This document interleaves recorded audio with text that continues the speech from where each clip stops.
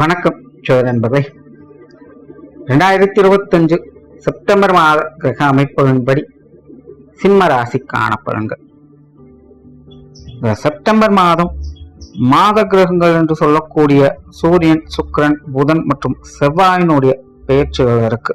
September 15க்கு மேல சுக்கிரன் கடகராசியிலிருந்து சிம்ம ராசிக்கும், சூரியனும் புதனும் சிம்ம ராசியிலிருந்து கன்னி ராசிக்கும், செவ்வாய் கன்னி ராசியிலிருந்து துலாம் ராசிக்கும் பயிற்சி ஆகும். மாத ஆரம்பத்துல சூரியனும் புதனும் கேதுவோடு சேர்ந்து சஞ்சாரம் செய்யறதுனால கிரகண அமைப்பும் இருக்கு. அதனால இந்த மாதம் எல்லா விஷயங்களுமே ஒரு கலவையான நிலைகளை பார்க்கலாம். ஒரு பக்கம் பார்த்தீங்கன்னா ஆட்டம் பாட்டம் முன்னோட்டம் விருந்து கேளிக்கைன்னு போயிட்டு இருக்கும். இன்னொரு பக்கம் பார்த்தீங்கன்னா வெறுமனே அழுகையும் சோகமாகவே இருக்கும். அதாவது இந்த மாத அமைப்பின்படி பாசிட்டிவ் அண்ட் நெகட்டிவ் ரெண்டுமே சரிசமமான வகையில அபரிவிதமாக வேலை செய்யும். எதுவுமே அளவுக்கு அதிகமாக கொஞ்சம் திகட்டுற மாதிரி தான் போகும்.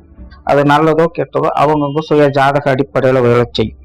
முடிஞ்ச அளவுக்கு மாதத்தின் முற்பகுதிகளில் கொஞ்சம் கவனமாக இருங்க. மாதத்தின் பிற்பகுதிகள் எப்படியோ சமாளிச்சுக்கலாம்.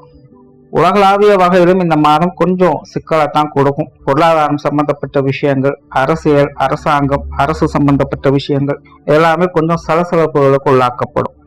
ஆனால் அவை அனைத்துமே சரியாகக்கூடியதுதான். பெரிய அளவுல பிரச்சனைங்கிறது இருக்காது. அதனால மாதத்தின் ஆரம்ப காலகட்டங்களில் மட்டும் கொஞ்சம் நிதானமாக இருக்கிறது நல்லது. இது பொதுவான விஷயங்கள் எல்லாருக்குமே பொருந்தக்கூடியதுதான்.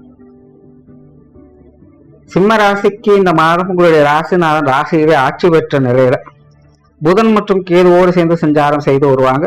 மாதத்தின் பிற்பகுதியில் ராசிக்கு 2ஆம் இடத்துக்கு பயிற்சி ஆவாங்க. அதே நேரம் மாதத்தின் பிற்பகுதியில ராசிக்குள்ள சுக்கிரன் மற்றும் கேதுவனுடைய சஞ்சாரம் இருக்கும். ஆக சிம்ம ராசிக்காரங்க இந்த மாதம் முயற்சியின் அடிப்படையில் நற்பலன்களை பார்த்து வருவாங்க. பொதுவாக சிம்ம ராசிக்காரங்க சமீபகால நிலை என்பது ரொம்பவுமே மனக்குழப்பத்தோடும் சஞ்சலத்தோடும் இருந்து வருது. எது சரி எது தவறு அப்படிங்கிறது புரியறதில்ல. எதை பிடிக்கிறது எதை விடுறதுங்கிறதும் புரியறதில்ல. சரியான திசையில தான் போயிட்டு இருக்கோமா அப்படிங்கிறதும் புரியறதில்ல. இப்படி எதை எடுத்தாலுமே ஒரு குழப்பம் தான். என்னதான் பார்த்து பார்த்து ஒவ்வொரு விஷயத்தையும் பிளான் பண்ணி செஞ்சாலும் கூட யோசனைக்கு தான் எல்லாம் சரியா இருக்குது. எல்லாமே காரியம்னு வரும்போது எல்லாமே சோதனை தான். சோதிச்சா கூட பரவாயில்ல, ஒரு தெளிவான முடிவு கிடைச்சா போதும்னு ஏங்க வச்சிடும். ஆக சிம்மராசிக்காரங்க சம்பகாலமாக எல்லாருடைய நிலைமைப்படுத்தான். சரியோ தப்போ நல்லதோ கெட்டதோ எது எப்படி இருந்தாலும் தனிப்பட்ட முறையில அவங்களுக்குள்ள எந்த ஒரு திருப்தியான சூழ்நிலையும் இல்லாமல் விட்டகுற தொட்டகுறங்கிற மாதிரி எதையோ யோசிச்சுக்கிட்டு எதையோ செஞ்சுக்கிட்டு இருக்க வேண்டிய ஒரு சூழ்நிலை தான். இந்த மாதம் உங்களுடைய ராசிநாதன் ராசிக்குள்ளே அடி எடுத்து வைக்கிறாங்க. நல்ல விஷயம் தான். பொதுவாக ராசிநாதன் ராசியில ஆட்சி பெறும்போது எல்லா விஷயங்களுமே சுபம்தான். ஆனா கூடவே கேது இருக்கக்கூடிய அமைப்பு கிரகண தோஷத்தை ஏற்படுத்தும். ஆட்சி பெற்ற ராசிநாதன் எப்படியே ஏதோ ஒரு வகையில உங்களுக்கு நன்மை செய்ய முயற்சிக்கும். ஆனா கூடவே இருக்கக்கூடிய கேது என்னதான் நல்லதுனா இருந்தாலும் சந்தோஷம் மட்டும் பட வரமாட்டேன்னு புரியாத முடிச்சுட்டு இருப்பாங்க. ஆக சிம்மராசிக்காரங்களுக்கு இந்த மாதம் காரியத்துல நன்மை, ஆனா மனசுல திருப்தி இருக்காது. ஒரு சன்னியாசி மாதிரி தான் வாழ்க்கை இருக்கும். ஆல்ரெடி அப்படித்தான் இருக்கும். கொஞ்ச நாள் வாழ்க்கை அப்படிதான் போயிட்டு இதுல புதுசா என்ன இருக்குன்னு கேட்க தோணும். ஆனா இந்த மாதத்துல உங்களுக்கு கொஞ்சம் வித்தியாசம் இருக்கும். உங்களை நீங்களே வெளிப்படையாக பார்ப்பீங்க. உங்களால உணர முடியும். சொல்லால இதை சொல்லி புரிய வைக்கிறது ரொம்பவுமே கஷ்டம். ஆனா சிம்மராசிக்காரங்க இது உணர்வுபூர்வமாக இந்த மாதம் கண்டிப்பாக உணர்வீங்க. சிம்மராசிக்காரங்க தைரியமாக தன்னம்பிக்கையாக செயல்பட முடியும். அதே நேரம் தனிமை உணர்வை அதிகம் விரும்புவீங்க. யார் மேலுமே அவ்வளவு சீக்கிரம் நம்பிக்கை இருக்காது. எதா இருந்தாலும் நானே பார்த்துக்கிறேன், என்னால் முடிஞ்சதை நானே செஞ்சுக்கிறேங்கிற நிலைமை தான் இருக்கும். ஆன்மீக விஷயங்கள்ல நாட்டம் இருக்கும். முடிஞ்ச சிம்மராசிக்காரங்க இந்த மாதம் குலதெய்வ வழிபாடுகளை மேற்கொள்ளுங்க. ரொம்பவுமே சிறப்பு. முக்கியமா இந்த முறை வரக்கூடிய இந்த விநாயகர் சதுர்த்தி என்பது சிம்ம ராசிக்காரங்களுக்கு ரொம்பவுமே சிறப்பு வாய்ந்தது. அதாவது இந்த விநாயகர் சதுர்த்தியை பொறுத்த வரைக்கும் சிம்ம ராசிக்காரங்களுக்கு யோக வாக்கியங்களை அருளக்கூடியதல்ல, பாவங்களை போக்கி புண்ணியங்களை சேர்க்கக்கூடியது. இந்த மாதம் சிம்மராசிக்காரங்க எல்லாருக்குமே இயற்கையாகவே ஆன்மீகத்துல நாட்டம் ஏற்படும். முடிஞ்ச குலதெய்வ வழிபாடுகள், விநாயகர் வழிபாடுகள் போன்ற விஷயங்களை மறக்காம மேற்கொள்ளுங்க. குடும்ப விஷயங்கள், காரியங்கள் சிறப்பாக இருக்கும். குறிப்பாக மாதத்தின் பிற்பகுதியில் குடும்ப தேவைகள் பூர்த்தியாகும். குடும்பத்துக்குள்ள மன அமைதி தரக்கூடிய விஷயங்களை எதிர்பார்க்கலாம். சமீபகாலமாக குடும்பத்திலிருந்து வந்த சின்ன சின்ன குழப்பங்கள், அலைச்சல்கள், டென்ஷன் போன்ற விஷயங்கள் இந்த மாதம் கொஞ்சம் விலக ஆரம்பிக்கும். குறிப்பா மாதத்தின் பிற்பகுதியில் குடும்ப சமாச்சாரங்கள் எல்லாமே உங்களுக்கு கொஞ்சம் திருப்திகரமாகவே இருக்கும். குடும்பத்தில் ஈடுபாடுகள் இருக்கும். குடும்ப உறவுகளுக்கும் ஒரு இணக்கமான சூழ்நிலைகள் உருவாகும். பெற்றோர்கள் வகையில சாதகமான அமைப்புகள் எதிர்பார்க்கலாம். உடன்பிறப்புகள் ஒத்துழைப்பு கொடுத்து வருவாங்க. கணவன் மனைவி உறவுகள் பட்டுப்படாமலும் இருந்தாலும் கூட பெரியவர்கள் சங்கடம் இல்லாமல் சாதகமான அமைப்புகள் எதிர்பார்க்கலாம். குழந்தைகள் வகையிலும் மன மகிழ்ச்சி உண்டு. குழந்தைகளுடைய தேவைகள் பூர்த்தியாகும்.